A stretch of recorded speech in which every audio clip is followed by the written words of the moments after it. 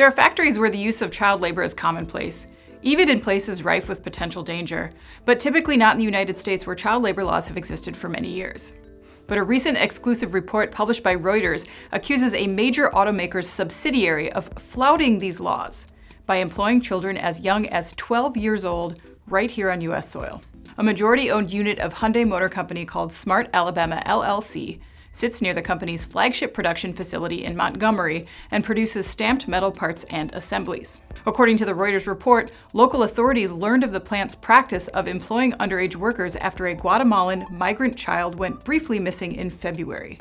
It was later discovered that the girl, who was 13 at the time, had been working at SMART along with her 12 and 15-year-old brothers.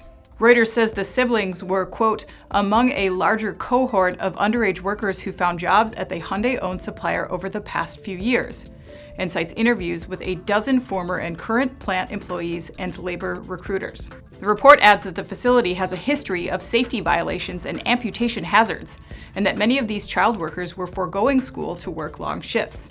SMART provided a statement to Reuters in which it denies allegations it, quote, knowingly employed anyone who is ineligible for employment, unquote.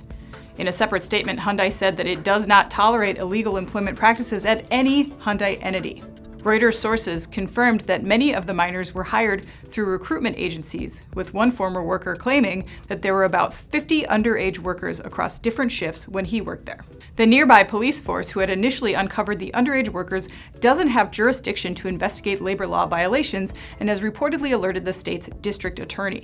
Reuters adds that federal and state law prohibits those under the age of 18 to work in metal stamping and pressing plants, and Alabama state law also requires children 17 and under to attend school. The news agency shared the report with David Michaels, the former U.S. Assistant Secretary of Labor for OSHA, who responded that, quote, consumers should be outraged. I'm Anna Wells, and this is IEN Now.